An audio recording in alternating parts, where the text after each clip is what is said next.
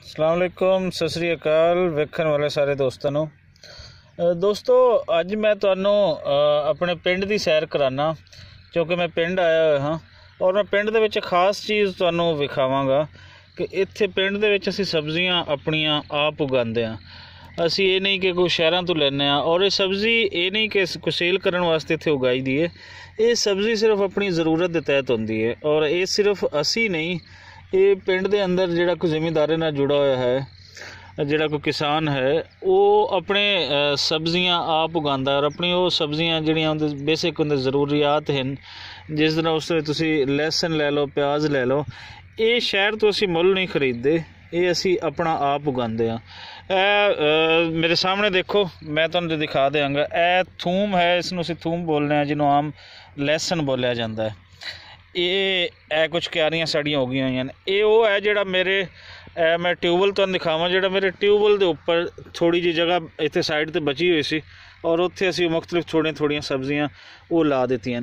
ਬਾਕੀ ਦੂਸਰੀ ਸਾਈਡ 'ਤੇ ਜਿਹੜੇ ਤੁਹਾਨੂੰ ਇਹਦੇ ਵਿੱਚ ਕੁਛ ਪੱਠੇ ਤੁਹਾਨੂੰ ਇਹ ਨਜ਼ਰ ਆ ਰਹੇ ਨੇ, ਚਾਰਾ ਨਜ਼ਰ ਆ ਰਹੀ ਹੈ ਔਰ ਚਾਰੇ ਦੇ ਵਿੱਚ ਇਹਦੇ ਵਿੱਚ ਅਸੀਂ ਕੁਛ ਸਰੋਂ ਦੇ ਜਿਹੜੇ ਬੀਜ ਹੈ ਉਹ ਵੀ ਸੁੱਟ ਦਿੱਤੇ ਨੇ ਤਾਂ ਕਿ ਇਹਦੇ ਵਿੱਚ ਸਾਗ ਜਿਹੜਾ ਉਹ ਉੱਗਦਾ ਰਹੇ। ਇੱਕ ਤਾਂ ਇਹਦਾ ਚਾਰਾ ਹੁੰਦਾ, ਦੂਸਰਾ ਫਿਰ ਇਹਦਾ ਸਾਗ ਉਹ ਬਹੁਤ ਅੱਛਾ ਬਣਦਾ।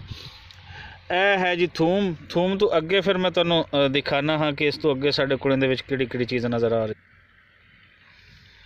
ਥੂਮ ਦੇ ਅੰਦਰ ਇਹ ਤੋਂ ਨਜ਼ਰ ਆ ਰਹੀ ਹੈ ਇਹ ਧਨੀਆ ਦਾ ਅਸੀਂ ਲਾਏ ਹੋਣ। ਇਸੇ ਤਰੀਕੇ ਨਾਲ ਜਿਤਨੀਆਂ ਦੇ ਕਿਆਰੀਆਂ ਦੇ ਵਿੱਚ ਹੈ ਧਨੀਆ, ਇਸ ਤਰ੍ਹਾਂ ਅੱਗੇ ਵੀ ਤੁਹਾਨੂੰ ਇਸੇ ਤਰ੍ਹਾਂ ਕਿ ਸਾਰਾ ਇਹ ਧਨੀਆ ਦੇ ਵਿੱਚ ਲੱਗ ਚੁੱਕਾ ਹੈ ਔਰ ਇੱਥੋਂ ਹੀ ਧਨੀਆ ਤੋੜ ਕੇ ਤੇ ਅਸੀਂ ਉਹ ਸਬਜ਼ੀ ਵਾਸਤੇ ਜਿਹੜੀ ਹਾਂਡੀ ਪਕਾਣੀ ਹੈ ਉਹਦੇ ਕੰਮ ਆ ਜਾਏਗਾ। ਆਓ ਕੁਛ ਅੱਗੇ ਤੁਹਾਨੂੰ ਚੀਜ਼ਾਂ ਦਿਖਾਣਾ ਕਿ ਅੱਗੇ ਇੱਥੇ ਕੀ ਲੱਗਿਆ ਹੋਇਆ ਹੈ। ਇਹ ਲੱਗੀ ਹੋਈ ਹੈ ਜੀ ਪਿਆਜ਼ ਦੀ ਪਨੀਰੀ। ਪਿਆਜ਼ ਦੇ ਕੋ ਤਕਰੀਬਨ ਇਹ ਹੋ ਜਾਏਗਾ ਮਹੀਨੇ ਡੇਢ ਤੱਕ। ਇਸ ਨੂੰ ਕਣ ਬੋਲਦੇ ਨੇ। ਇਹ ਕਣ ਹੈ, ਛੋਟੀ ਜਿਹੀ ਕੈਰੀ ਇਹਦੀ ਲੱਗੀ ਹੋਈ ਹੈ ਤਾਂ ਕਹਿੰਦਾ ਥੋੜ੍ਹੀ ਜਿਹੀ ਜ਼ਰੂਰਤ ਵਾਸਤੇ ਉਹ ਅਸੀਂ ਆਪਣਾ ਪਿਆਜ਼ ਆਪ ਉਗਾ ਲਵੀਏ, ਬੀਜ ਲਵੀਏ। ਇਹ ਫਿਰ ਇੱਥੋਂ ਪੁੱਟ ਕੇ ਮੁਖਤਲਿਫ ਕਿਆਰੀਆਂ 'ਤੇ ਜ਼ਮੀਨ 'ਤੇ ਹਮਵਾਰ ਕਰਕੇ ਉਹਦੇ 'ਤੇ ਇੱਕ ਤੀਲਾ ਕਰਕੇ ਤੇ ਇਹ ਲਾਇਆ ਜਾਏਗਾ। ਔਰ ਇਹ ਕੁਛ ਅੱਗੇ ਤੁਹਾਨੂੰ ਮਜ਼ੀਦ ਜਿਹੜਾ ਇਸ ਤੋਂ ਵੱਡੇ ਹੋ ਚੁੱਕਾ ਧਨੀਆ ਔਰ ਧਨੀਆ ਦੇ ਤੋਂ ਪੁੱਟਿਆ ਵੀ ਗਿਆ ਔਰ ਇਹ ਬੂਟਾ ਤੁਹਾਨੂੰ ਇੱਕ ਮਿਰਚ ਦਾ ਉਹ ਵੀ ਨਜ਼ਰ ਆ ਰਹੀ ਹੈ। ਅੱਗੇ ਵੀ ਧਨੀਆ ਹੈ ਔਰ ਧਨੀਆ ਦੇ ਨਾਲ ਫਿਰ ਕੋਈ ਲਸਣ ਦੇ ਪੌਦੇ ਇੱਥੇ ਲੱਗੇ ਹੋਏ, ਲਸਣ ਲੱਗਿਆ ਹੋਇਆ, ਇਹ ਤੁਸੀਂ ਦੇਖ ਸਕਦੇ। ਇਹ ਤੁਹਾਨੂੰ ਜੋ ਨਜ਼ਰ ਆ ਰਹੀ ਹੈ ਇਹ ਹੈ ਮਿਰਚਾਂ ਦੀ ਪਨੀਰੀ, ਜੋ ਪਹਿਲੇ ਸਬਜ਼ ਮਿਰਚ ਇੱਥੋਂ ਕੰਮ ਆਉਂਦੀ ਰਹਿੰਦੀ, ਫਿਰ ਸਬਜ਼ ਮਿਰਚ ਤੋਂ ਕਿ ਲਾਲ ਮਿਰਚ ਉਹ ਬਣਾ ਲਈ ਜਾਂਦੀ। ਇਹ ਉਸ ਦੀ ਪਨੀਰੀ ਹੈ। ਇਹ ਬੂਟੇ ਇਹ ਉਹੀ 1.5-2 ਮਾਹ ਤੱਕ ਤਿਆਰ ਹੋ ਜਾਣਗੇ ਇਹ ਪਨੀਰੀ ਲਾਉਣ ਨੂੰ। ਲਓ ਜੀ, ਹੁਣ ਥੋੜ੍ਹਾ ਜਿਹਾ ਅਸੀਂ ਅੱਗੇ ਆ ਗਏ ਔਰ ਅੱਗੇ ਇਹ ਜੋ ਤੁਹਾਨੂੰ ਪੌਦੇ ਨਜ਼ਰ ਆ ਰਹੇ ਨੇ, ਇਹ ਬੂਟੇ ਨਜ਼ਰ ਆ ਰਹੇ ਨੇ, ਇਹ ਹੈ ਜੀ ਮੂਲੀ। ਇਹ ਮੂਲੀ ਤਕਰੀਬਨ ਤਿਆਰ ਹੋਣ ਦੇ ਕਰੀਬ ਹੈ। ਇਹ ਲੱਗੀ ਹੋਈ ਹੈ ਔਰ ਇਤਨੀ ਮੂਲੀ ਸਾਡੀ ਜ਼ਰੂਰਤ ਵਾਸਤੇ ਇਹ ਕਾफ़ी ਹੈ। ਮਤਲਬ ਇਹ ਕੋਈ 100-150 ਮੂਲੀ ਹੈ ਔਰ ਇਹਦੇ ਨਾਲ ਸੀਜ਼ਨ ਦਾ ਸਾਡਾ ਉਹ ਕੰਮ ਚੱਲ ਜਾਏਗਾ। ਜਿਸ ਤਰ੍ਹਾਂ ਪਹਿਲੇ ਤੁਹਾਨੂੰ ਦੱਸਿਆ ਕਿ ਦੂਸਰੀ ਸਾਈਡ 'ਤੇ ਉਹ ਸਬਜ਼ੀ ਅਸੀਂ ਲਾਈ ਹੋਈ ਹੈ। ਇਹ ਇਸ ਲਈ ਲਾਇਆ ਅਸੀਂ ਤਾਂ ਕਿ ਇਹ ਟਿਊਬਵੈਲ ਦੇਖੋ, ਇਹ ਟਿਊਬਵੈਲ ਦੇ ਕਰੀਬ ਇਹ ਕੁਝ ਜਗ੍ਹਾ ਇਹ ਬੰਨੇ ਦੇ ਨਾਲ ਇਹ ਬਚ ਰਹੀ ਸੀ, ਉਸ ਨੂੰ ਜ਼ਰੂਰਤ ਦੇ ਤਹਿਤ ਤਾਂ ਕਿ ਜ਼ਮੀਨ ਖਾਲੀ ਪਈ ਹੈ ਇੱਥੇ ਕੁਛ ਉਗਾਇਆ ਜਾ ਸਕੇ।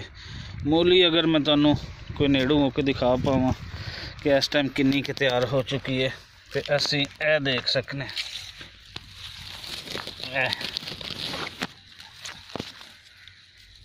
ਇਹ ਮੂਲੀ ਜੀ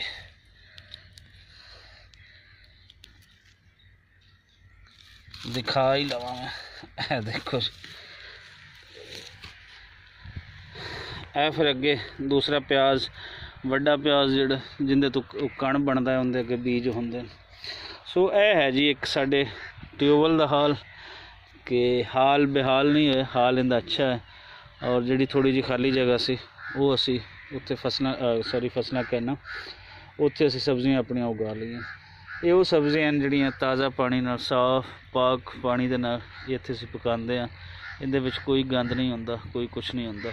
ਬਾਕੀ ਸਬਜ਼ੀਆਂ ਉਹ ਜਿਹੜੇ ਤੁਸੀਂ ਇੱਥੋਂ ਕੈਮਰਾ ਤੁਹਾਨੂੰ ਨਹੀਂ ਦਿਖਾ ਪਾਏਗਾ, ਲੇਕਿਨ ਚਾਰੇ ਦੇ ਦੂਸਰੀ ਸਾਈਡ 'ਤੇ ਐਂਡ 'ਤੇ ਤੁਹਾਨੂੰ ਇੱਥੋਂ ਸ਼ਾਇਦ ਨਜ਼ਰ ਆ ਪਾਵੇ, ਵੱਡਾ ਪਿਆਜ਼ ਵੀ ਨਜ਼ਰ ਆ ਰਹੀ ਔਰ ਬਾਕੀ ਸਬਜ਼ੀ ਉਹ ਦੂਸਰੀ ਲਾਈਨਾਂ 'ਤੇ ਲੱਗੀ ਹੋਈ ਹੈ। ਸੋ ਇਹ ਇੱਕ ਪੁਰਾਣਾ जिस तरह साढ़े चला आंदा है कि अपनी ज़रूरत की सब्ज़ी असी आप उगानी होंदी है और शहर तो खरीदना बड़ा अजीब जिहा समझा जाता है कि अपनी ज़मीन होने के बावजूद तुसी शहर तो सब्ज़ी क्यों खरीदते हो। और शहर की सब्ज़ी बारे ये भी होंदा है कि पता नहीं किस तरह के पानियां दे विच वो सब्ज़ी उगी हुई है, किस तरह तैयार हुई हुई है। तो यही प्रैफर करते हैं और तुसी भी उगा सकते हो जी, ये कोई इतना मुश्किल काम नहीं है। अगर तुसी पिंड दे विच हो तो पिंड दे विच ते थोड़ी बहुत जगह इतनी अवेलेबल होंदी है, इस तो वध के भी जगह होंदी, उत्थे अपना उगा सकते हो। शहर दे विच भी तुसी इहनूं पॉकेट्स दे विच मिट्टी लैके जिस तरह बाकी पौधे उगाए जाते हैं गमलियां दे विच, वो भी तुसी उगा सकते हो। थोड़ा जिहा ये है कि अगर अपना बंदा उगाना सीख ले तो फिर यह है कि उसकी आदत बन जाए साफ चीज़ खाण दी, तो ये सब कुछ हो सकता है।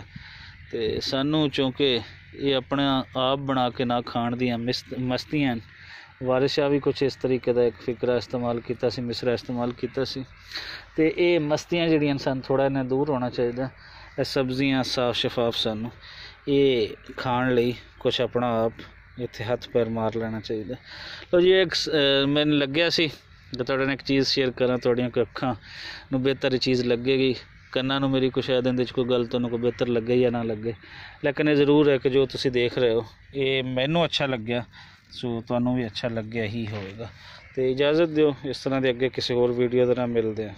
अल्लाह बेली जी।